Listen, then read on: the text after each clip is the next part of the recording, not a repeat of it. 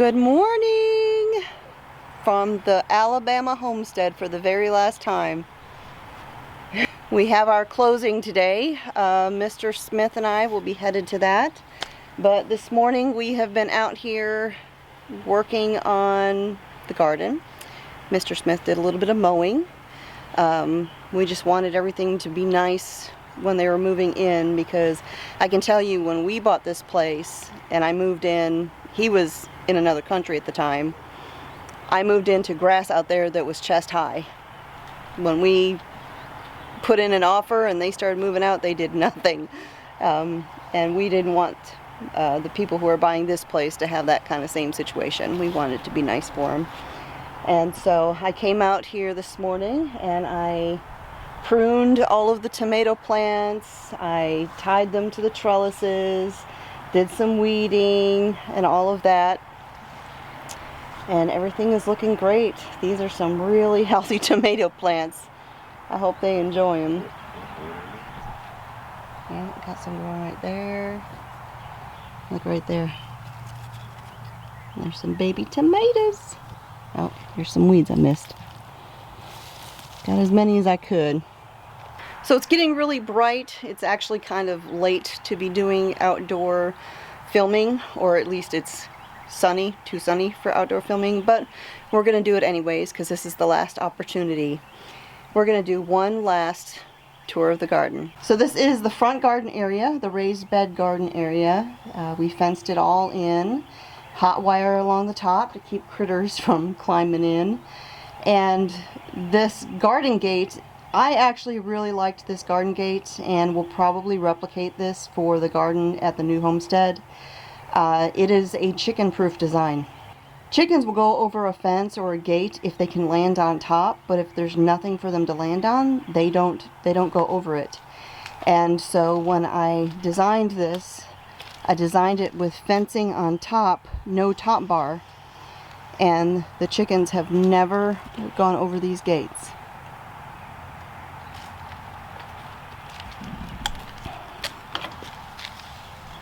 Alright, so we were able to mow, but we weren't able to weed eat, so it is a little rough around the edges. Our weed eaters in Arkansas, so there's only so much we can do.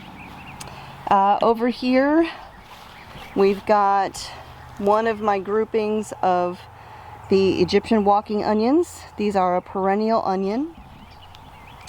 The onions will grow up and they'll have these flowers at the top that turn into all these little baby onions, and then they get heavy, they fall to the ground, and they start a new cluster of onions. And there's tons of them in there. Here we've got the first of the tomato plants. Now all of my tomatoes and peppers that I have here I just bought as starts. I usually start everything from seed, but this was not the year for that. This one here is a Caspian pink. These two, there's two tomato plants right here. These are called chocolate sprinkles. This is a variety I've never heard of or grown before, and I thought it sounded kind of fun. We've got some purple sage down here. These are chives. Oh, with a tomato branch laid over in there. I'm gonna have to tie that one up. We've got some Genovese this one is sweet basil. And then this tomato plant is oddly enough, Arkansas Traveler. Over on the back side here we have some flowers growing. These ones have their flowers on them. These ones aren't yet.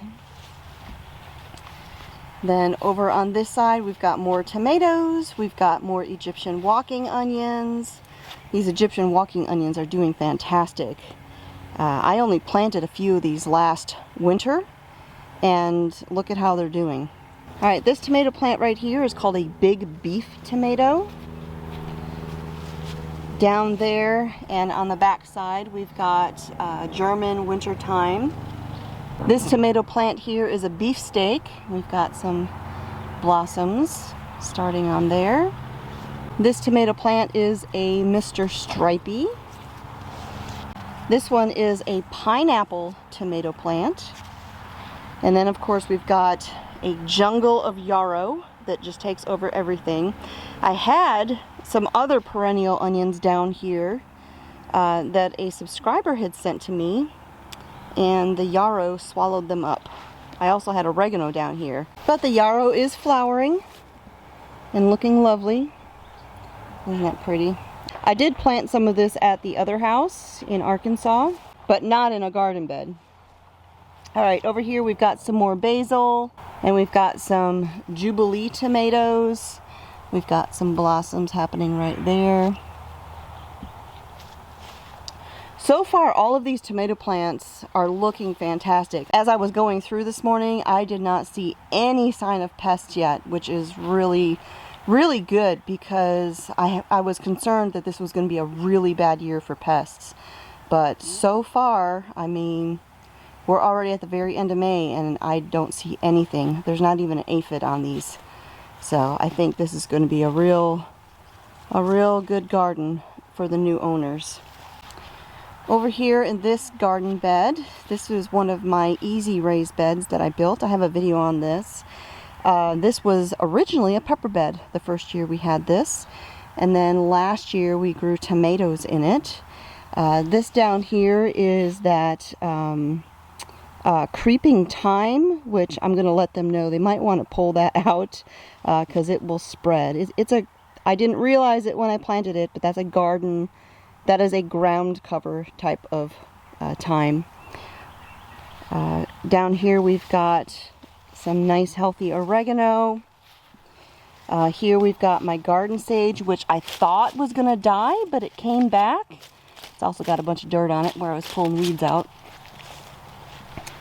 And then we have two pepper plants here. There was a pepper plant over there. I think a rabbit must have eaten it because it is gone. There was actually two. There was a purple pepper, bell pepper, and green bell pepper, and they're both gone. There's some purple sage down there. This pepper plant right here is a cubanelle, and then that one is that one's a green bell pepper. And we've got some blossoms, and I thought I saw a baby pepper. Maybe it was just blossoms. Just blossoms so far. This down here is silver posy thyme. This beautiful thyme. I love this stuff. I've planted some at the other house.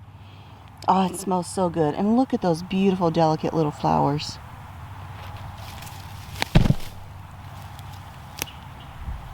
You know, I gotta pull some weeds while I'm here.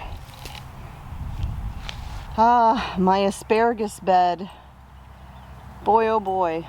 I was kind of sad because, you know, this had really just started producing like crazy. And I was thinking, I've got to start asparagus all over again.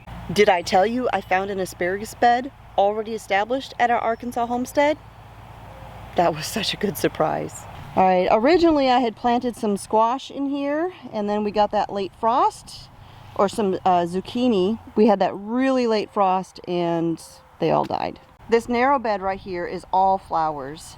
Well, mainly flowers. We've got some bee balm that's just starting to flower right here. This is actually catnip. I'll let them know. They should know that this will take over, so they need to keep this pruned back. We've got some columbines down here. The Peruvian lilies are coming up. They haven't flowered yet. These are African daisies that I planted this year. Oh, and I'm gonna miss these. I love these Mystic Illusion dahlias. They are so pretty, so pretty. We've got the salvia going crazy. We've got some dahlias back here, and they're just beginning to form buds for flowering. This is where, sadly, my giant rosemary bush used to be, along with some petunias. But then we had that insanely cold winter this winter. Negative temperatures, which was very unusual, and it killed my rosemary. So sad. This bed over here just has some sweet potato starts in it. Again, we had that late frost. That late frost did kill some of the plants, but a few of them did survive. And so they should have some sweet potatoes later on this summer. Alright, this bed over here is a jungle of bee balm. We've got some lantanas, petunias, silver posy thyme.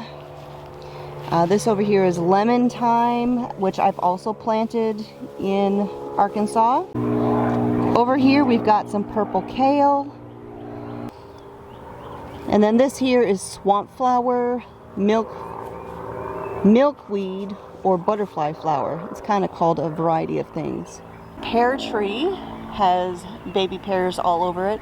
It's also got some branches that took a hit from that late heavy freeze we had. And I'm pretty sure, oh yeah, oh, there she goes. There's a mama mockingbird in there. There she goes. I need to warn them about her. But the tree is covered in little pears. Then we've got the blueberries. Oh, look at these. Look at these blueberries. Beautiful.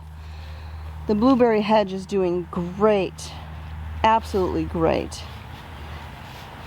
Now in my last garden, this was my loofah trellis, and you may remember how that loofah just went everywhere. I had loofahs for days. And as a matter of fact, I'm leaving 2 loofah sections that were unused for the new owners in the kitchen. These loofahs were grown in your garden. Alright, and then right here we have another pear tree. The trees do need to be pruned a bit. They have not been pruned. That's just being real. This right here is a Texas lilac. There we've got an apple tree covered in apples. And on this tree also you can see some of that late freeze damage where a lot of the leaves that were beginning to grow shriveled up. But you can see there's baby apples all over it. Now the rabbit tractor, we were actually going to get rid of this, but the new owners actually asked if we could leave it for them to use as a template to make their own. I'm actually going to be building one of these as a chicken tractor in the next week or 2. All right, and then we've got the elderberries. Look at these. Look at the heads on these. These are just getting going. The heads on these elderberries are absolutely massive. Over here we've got 2 more elderberries that are starting to bud up and flower.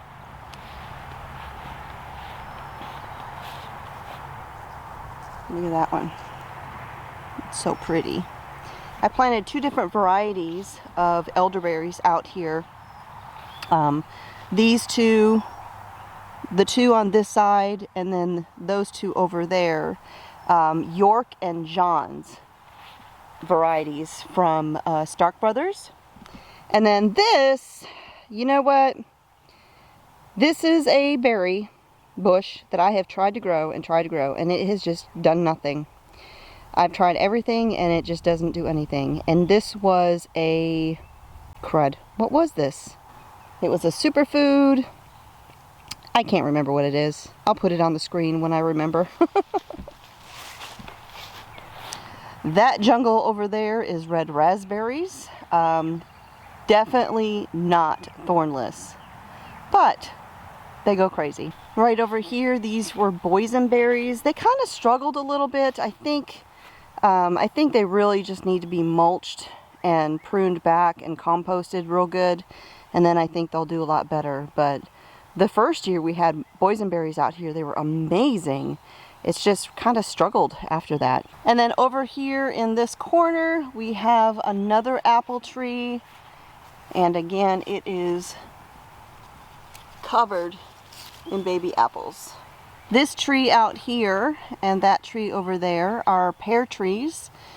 Both desperately in need of some major pruning, but covered in pears. I'm not going to take you out to the in-ground garden because there's really nothing going on out there. We did cover the beds with plastic, so that if they didn't want to grow anything this year, they wouldn't have to, and it wouldn't be completely taken over with weeds. I also told them any beds that you don't want to plant yourself this year, go ahead and cover them up with some sheeting. That way they don't turn into a giant jungle. Oh, I got one more thing out here. Check out that pretty little balloon flower. Aren't those neat? These are such neat flowers.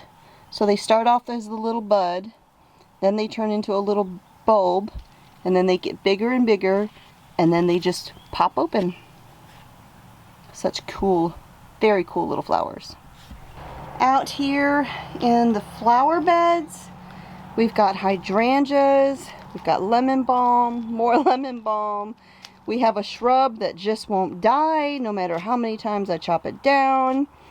We've got echinacea, hydrangea, blackberry weeds that need to get pulled because blackberries grow everywhere, as does Virginia creeper, lemon balm, comfrey back there in the corner.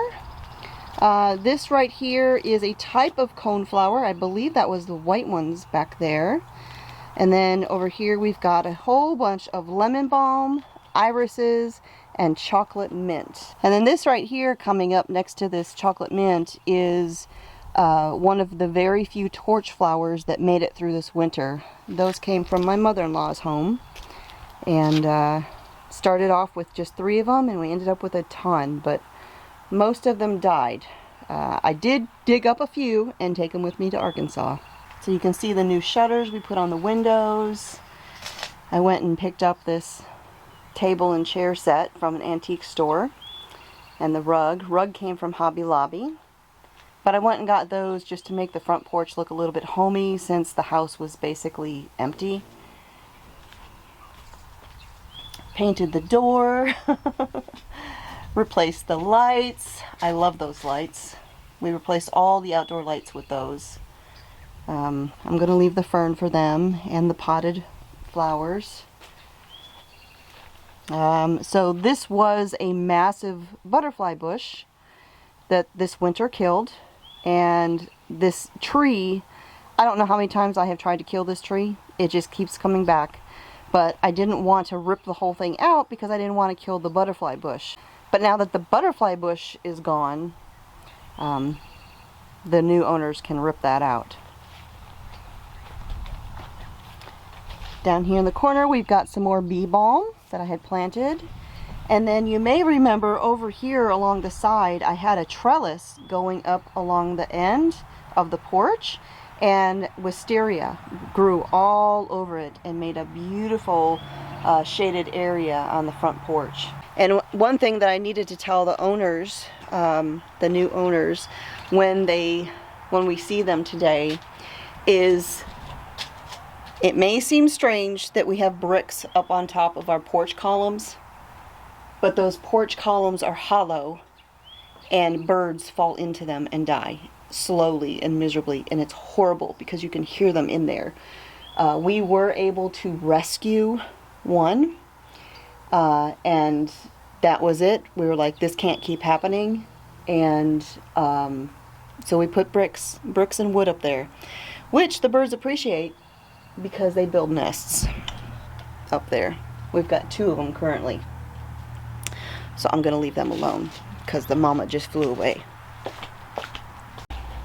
The very first thing that I built when we moved to this Alabama homestead was that right behind me, a clothesline. I love having a clothesline. I love the way the clothes smell.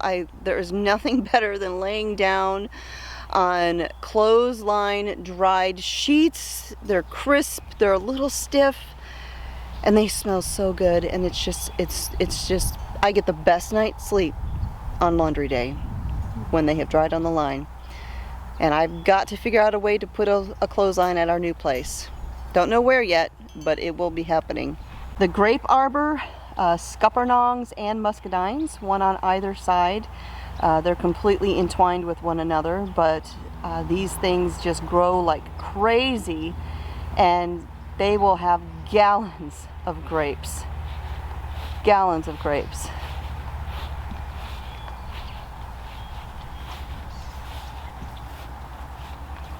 And you can see some little babies, little baby grapes right there.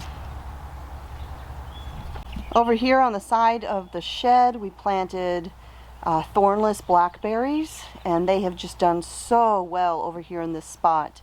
They get all the morning sun, but then they're sheltered from the late afternoon sun, and they don't just cook, which that might be one of the issues with the boysenberries.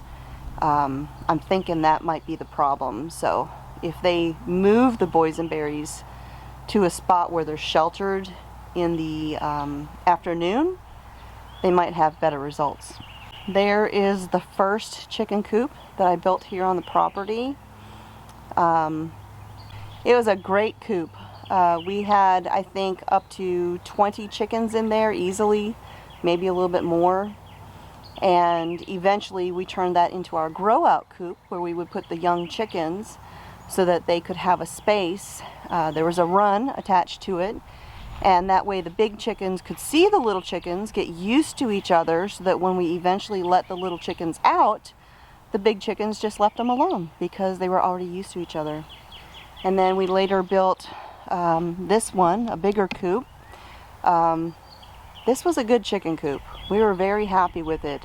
Although you can see we never quite finished the trim around the ventilation spots. That's all right, it did the job. We've got the animal shelters that we built. I'm gonna miss these. I'm really happy with the way those turned out. Out here in the front, we've got a weeping willow that I planted. This is, I think, one of the most recent trees I've planted. I love weeping willow trees. And this area in the wintertime gets a little bit on the soggy side, and weeping willows love that. They will drink it up. And so that's why I planted that there. This is one of those beautiful magnolia varieties that have the giant pink flowers long before they have a single leaf in the springtime. Out here we've got a red maple. Out there we've got 3 more apple trees. I actually do not remember what varieties they are. I had done a diagram in in my garden journal, and I made note of what the varieties were, where certain ones came from, all this stuff. And do you know, I cannot find my original garden journal. But these trees are doing really great. I do know these ones, there were 4. There was another one there, but it didn't thrive. These ones actually all came from the Arbor Society, or Arbor Foundation. Took me a long time to actually get those trees, and I did not order from them again, just because it was not a good customer experience. But we've got apples. Alright, out here is one of my attempts at peach trees. I don't know, I'm just not good at growing peaches.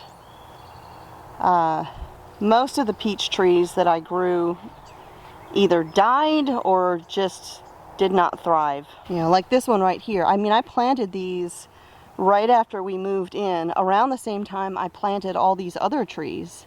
But as you can see, they're just not, they just didn't do well. Out here we've got the expansion of the raised bed garden.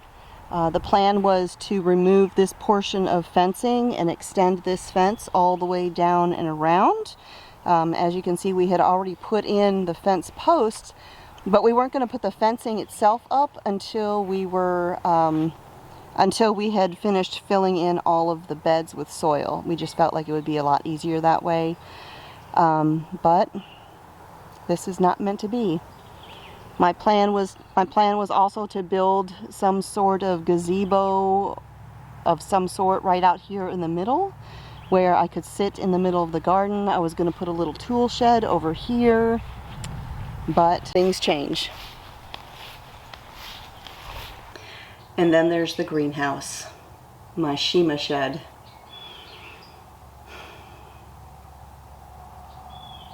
I am going to miss this. The new homestead in Arkansas does have a greenhouse, and I have filmed a video in there. It isn't as beautiful or big as this one, but it's a place for me to start my seeds.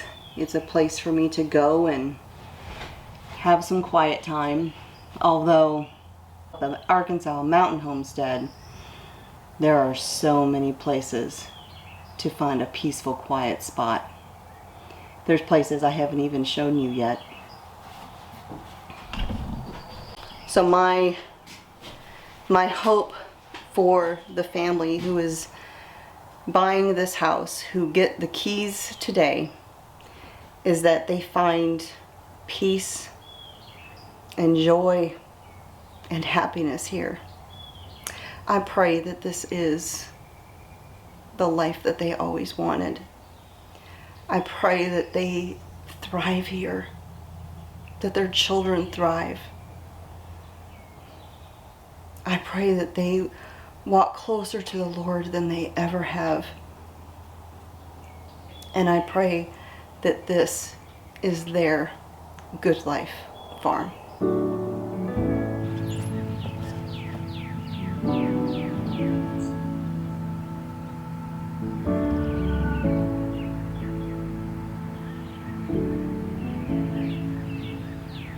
You are my shelter from the storm.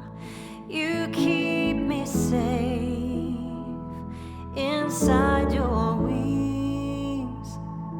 You are my comfort when life gets hard. You lead me to water to drink. And now I trust your gentle hand, even when I can't understand. I know your voice, I'm not afraid. Walking with me at the same pace.